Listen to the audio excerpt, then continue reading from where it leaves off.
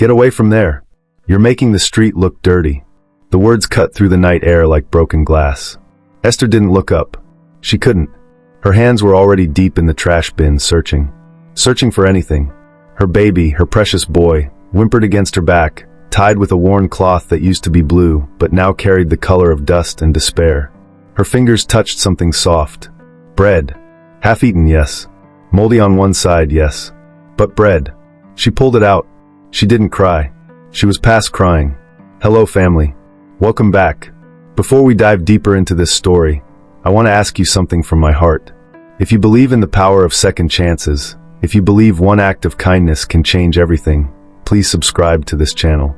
Your support keeps these stories alive. It gives hope to people who need it most. And when you subscribe, you're saying yes to hope. Yes to redemption. Yes to love winning in the end.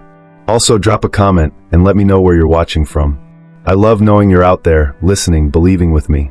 Now let's continue. The man who shouted at her walked away, shaking his head like she was garbage too. Like she wasn't human. Like her baby wasn't a child who deserved to eat. Esther wiped the bread on her wrapper. She tore off the moldy part. She broke the rest into tiny pieces and softened them with water from a bottle she'd found 2 days ago. She fed her son slowly, carefully, his little mouth open like a bird's. He ate. He was so hungry, he didn't even cry anymore. And that silence terrified her more than anything. This is Esther, 23 years old, a mother, homeless, invisible. She wasn't always like this. 2 years ago, she had a home. Strict parents, yes. A father who barely smiled. A mother who measured love and obedience. But she had a roof. She had food. She had a future. Then she met Stanley.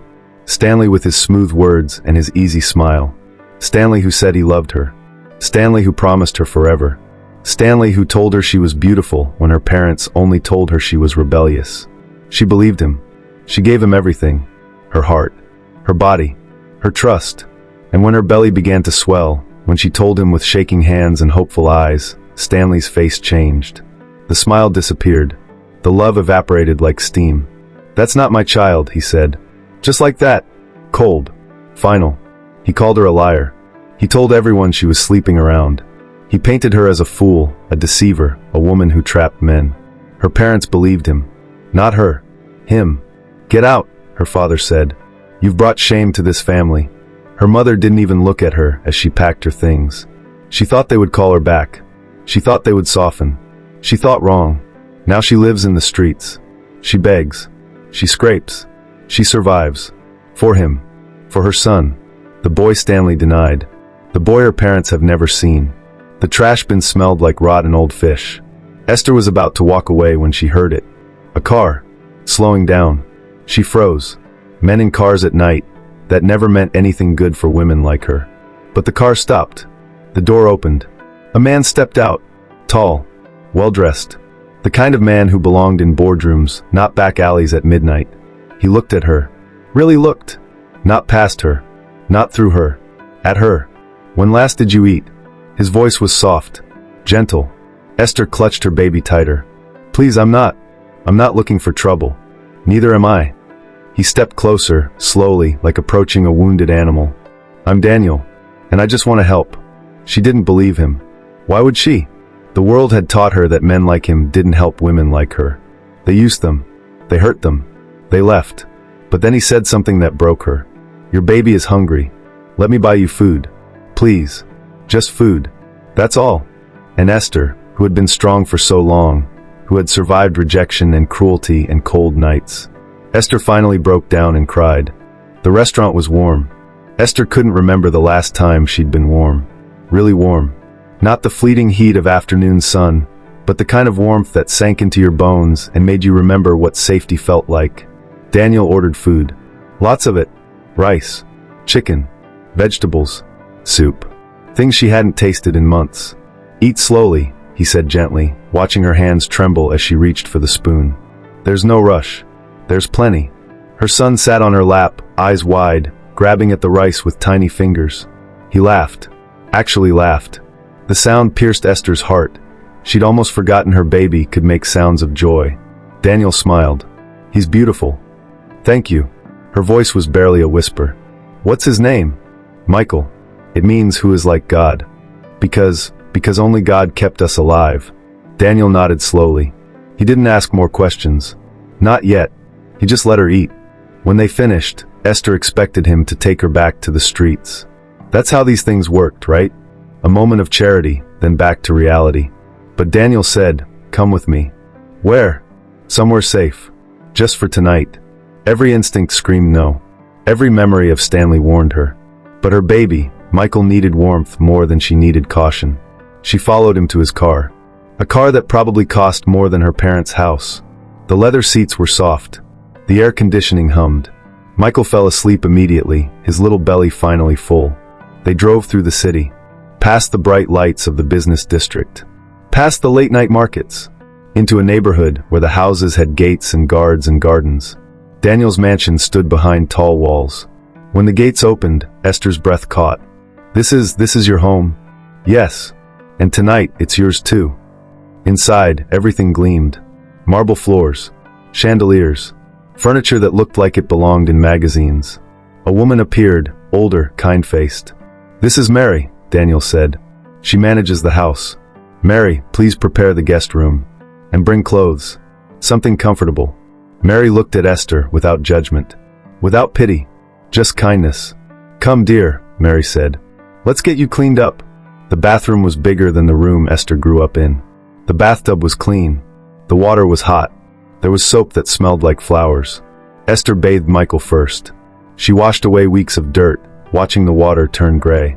He splashed and giggled, and she cried again, but this time from something that felt dangerously close to hope. Then she bathed herself. She scrubbed until her skin turned pink. She washed her hair 3 times. She stood under the hot water and let it wash away more than dirt. It washed away some of the shame, the humiliation, the feeling that she was less than human. Mary had left clean clothes on the bed. Soft pajamas. They smelled like detergent and sunshine. When Esther emerged, Daniel was waiting in the hallway. "Tomorrow," he said, "I'll bring a doctor to check on you both. Make sure you're healthy. Then we'll talk about next steps. But tonight you just rest. You're safe here." "Why?" The question burst out before she could stop it. "Why are you doing this?" Daniel was quiet for a moment. His eyes held something sad. Something distant. "Because everyone deserves a second chance," he finally said. "And because I know what it's like to feel alone." That night, Esther lay in the softest bed she'd ever touched. Michael slept beside her, breathing steadily, peacefully. She stared at the ceiling, afraid to close her eyes. Afraid this was a dream.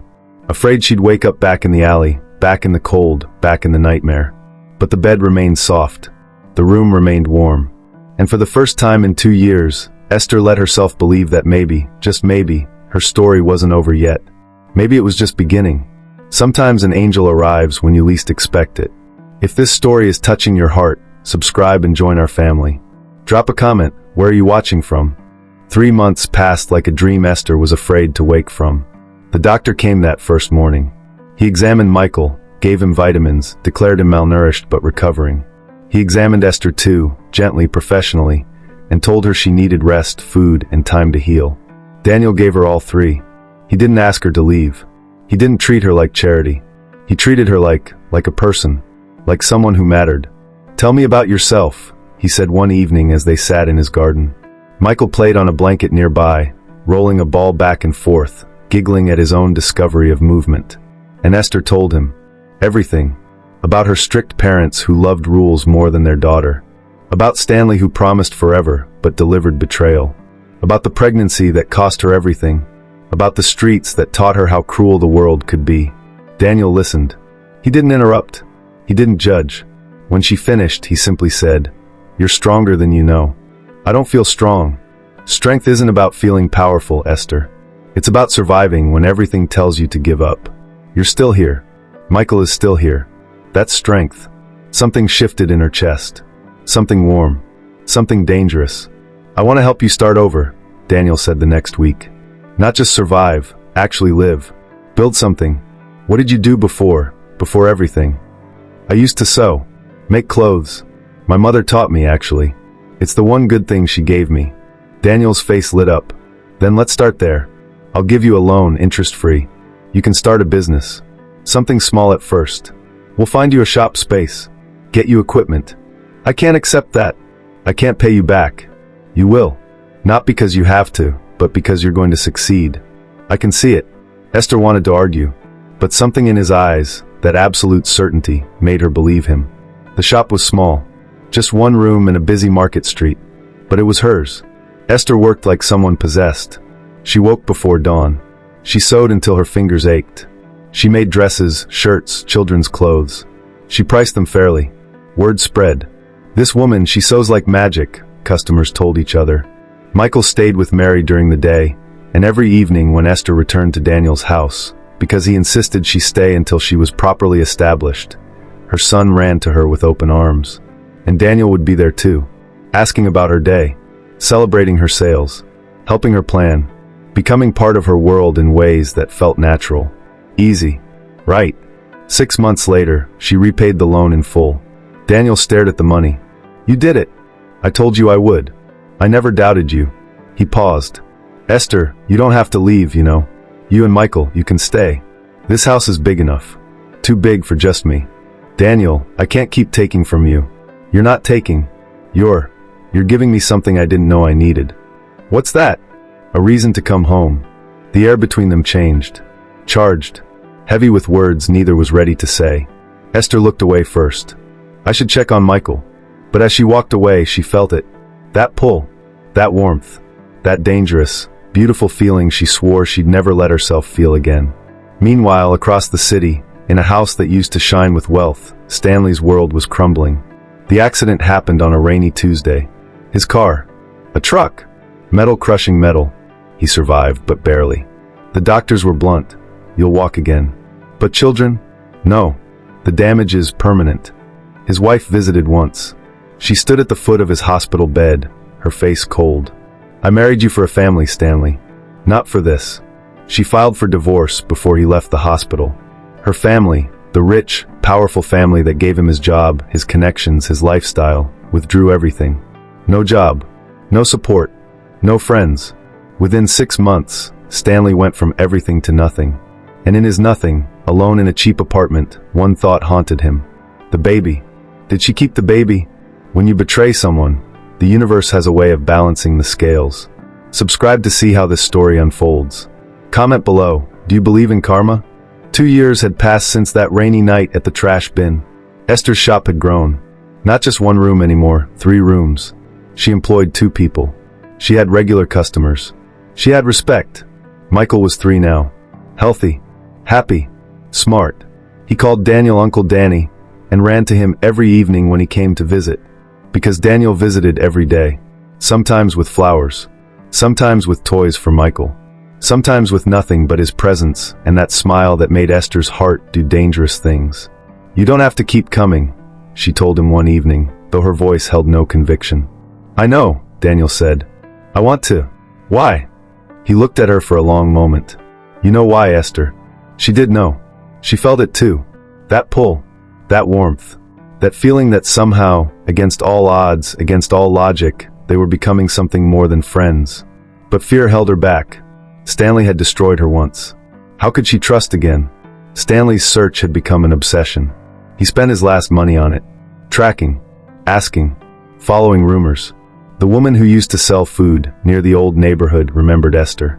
She has a shop now. Nice place. Does well for herself.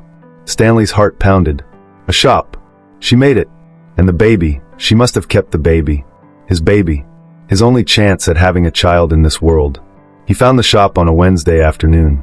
His hands shook as he pushed open the door. And there she was. Esther. But different. Confident. Beautiful. Successful. Everything he'd told people she could never be. Esther. His voice cracked. She looked up from her sewing machine. The color drained from her face. Stanley. I need to talk to you. Please. Get out. Esther, please. I know I don't deserve. You deserve nothing from me. Leave. Now. The baby. Did you? Is there a baby? Her hands clenched. Why? Why now? Why do you care now? Because I was wrong. Because I'm sorry. Because I lost everything and I realize. You realize nothing. You only want something from me. Again. Just like before. Stanley's eyes filled with tears. Real tears. I can't have children, Esther. The accident, I can't. And I thought, if you kept the pregnancy, at least I'd have one child in this world. One person who carries my blood. So this isn't about me. It's about you. Still. Please. Just let me see him. Once. The door chimed. Daniel walked in, holding a bouquet of roses. He'd been planning this moment for weeks. Today was the day. Today he would finally tell Esther how he felt. Today he would ask her to let him be part of her life. Officially. Permanently. But he stopped. Esther stood near her sewing machine. A man stood across from her. A man who looked broken but familiar. A man whose presence made Esther's face tight with pain. Esther? Daniel's voice was careful. Stanley turned. Who are you? He's the father, Stanley said bitterly. Right? You moved on. Found someone else. That's his child. Daniel's heart sank. The flowers suddenly felt heavy in his hands. But Esther moved. Fast. She crossed the room. She grabbed Daniel's hand. No, she said firmly, loudly. He is not Michael's biological father. You are, Stanley. But you're not his daddy. You're nothing to us. Nothing. She turned to Daniel, and her eyes, those eyes that had seen so much pain, softened. This man saved us. This man gave us hope when the world gave us nothing. This man showed us what real love looks like. And her voice broke. I love him. She kissed Daniel. Right there. In front of Stanley. In front of the universe that had once crushed her. She kissed him like a promise. Like a beginning. Like choosing life over death. Daniel dropped the flowers. He wrapped his arms around her. He kissed her back.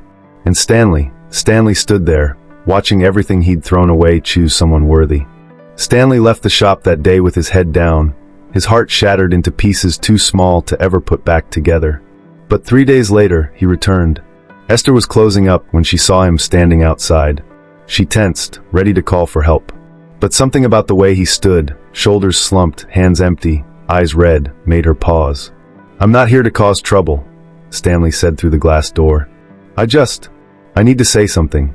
Then I'll leave. I promise. Against her better judgment, she opened the door. Just a crack. I was wrong, Stanley said. His voice shook. I was a coward. I destroyed you because I was afraid. Afraid of responsibility. Afraid of my parents' disappointment. Afraid of everything. And I paid for it, Esther. I lost everything. But that's not your problem. That's mine. He took a shaky breath. I'm not asking to be part of your life. I'm not asking for forgiveness I don't deserve. I'm just asking, if you find it in your heart someday, to let me know my son. Not as a father. I gave up that right. Just as someone who exists. Someone who made mistakes but wants to at least see the good thing that came from it. Esther stood silent for a long moment. Twice a week, she finally said. Saturday and Wednesday afternoons. 1 hour. You can see Michael. But Daniel will be there. Always. And if you hurt my son, if you confuse him or disappoint him or make him feel unwanted, you'll never see him again. Stanley's eyes filled with tears. Thank you. Thank you. I'm not doing this for you, Stanley. I'm doing it because Michael deserves to know where he comes from, even if it's painful. 2 weeks later, Esther's parents appeared at her shop. Her mother stood at the door, older now, grayer. Her father beside her, the hardness in his face cracked with something that looked like regret. Esther. Her mother's voice broke on the name. Mama, we heard you're doing well. We heard about your shop. About the man who helped you. About Michael. Esther's hands trembled. You threw me out. You chose a liar over your own daughter. We know. Her father spoke now, and his voice, that voice that used to thunder with authority, was small. Broken. We were wrong. We were proud and stupid and wrong. We want to meet him, her mother said. Our grandson. We want to know you again. If you'll let us. Esther felt Daniel's words echo in her mind. Everyone deserves a second chance. You can meet him, she said quietly. But you have to earn his love. And mine. It doesn't just come back because you showed up. Her mother nodded, tears streaming down her face. We'll earn it. We promise. 3 months later, on a Sunday morning filled with sunshine and hope, Daniel knelt in Esther's garden. Michael played nearby, watched by both sets of grandparents who were slowly, carefully learning to be family again. Esther, Daniel said, holding a ring that caught the light like a captured star. You taught me that broken things can be beautiful, that endings can become beginnings, that love doesn't care about timing or circumstances. It just is. Will you marry me? Will you let me be Michael's father? Will you build this life with me? Esther's tears came fast and free. Yes. Yes. 1,000 times yes. The wedding was small but perfect. Esther's parents gave her away, crying through their smiles. Stanley sat in the back row, quiet, accepting his place in the story. Mary from Daniel's house caught the bouquet and laughed like a young girl. Michael, dressed in a tiny suit, walked beside his mother, carrying rings, stealing the show. And when Daniel kissed his bride, when the room erupted in applause, Esther closed her eyes and remembered that night at the trash bin. That moment of absolute despair. She remembered thinking her story was over. But it wasn't over. It was just beginning. Because sometimes, when you've lost everything, that's when you find what you were truly meant to have all along. Love, family, home, hope.